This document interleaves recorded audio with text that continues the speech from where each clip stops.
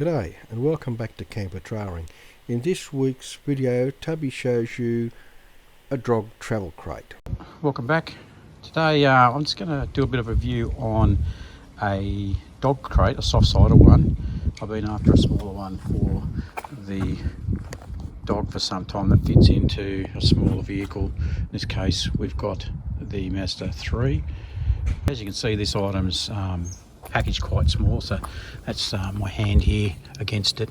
It comes out to a full-size dog crate, but the beauty of this is that it's got a sort of half rounded front on it, so it allows a little bit more clearance around the back of the seats, but also gives you a little bit better view over the top of the seats, which is something I've been a little bit concerned with some of the other ones.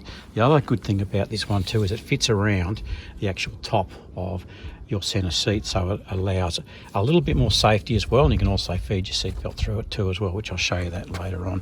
So as you can see, the package comes pretty small. It's all hard floor in it as well, and what we can do to get it up is just simply take the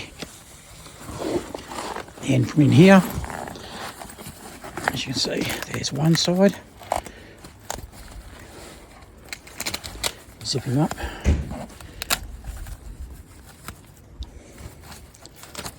And the other side comes up like so. And zip him up. A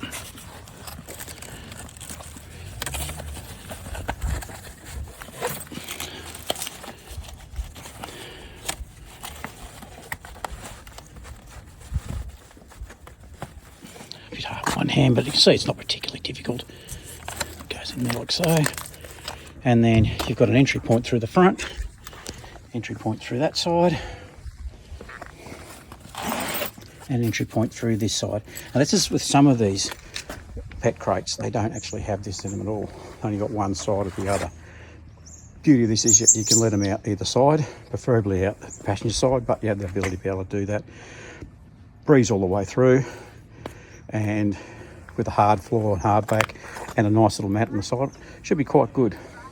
Anyway, let's shove it in the car and I'll show you the finished product and let you know my feelings on it. Okay, as I was saying, this is with the seats fully back. It's got quite a amount of good room still. The seat belt goes through the centre section like so, and that locks into your seat belt harness there, and then the top piece here goes over your seat like that. That's the top bit. Okay, so I'll just assemble that bit for the moment and show you the finished product.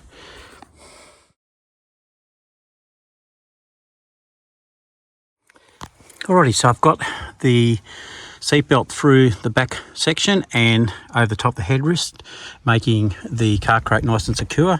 This is a feature you don't see in a lot of the car crates out there. You just shove them in and hope for the best, I guess, which is, to me, is not really that safe an option for your pet. Once we've got that in here, we just zip up the bottom, zip up the sides, like so.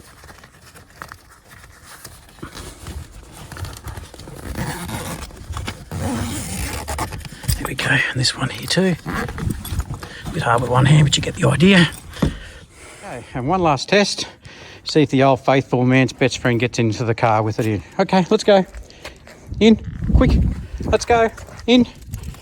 Straight in. She's checking it out. What do you think, girl? Is that a good little spot for you? What do you reckon? Hey? Is that a winner? Sit down. Good cow. Yep, I think she's quite happy with that. Yeah. Right, so this product here is not particularly cheap. I think they're around the $300 mark from Amazon, other places like that. But so far, let's just have a bit of a look inside and see what the see what the rear view isn't like in it. I'm just going to switch the camera around for a second. Let's have a look. Right, so as you can see, I've still got a lot of view complete out the back window, and the dog's got heaps of space to sit.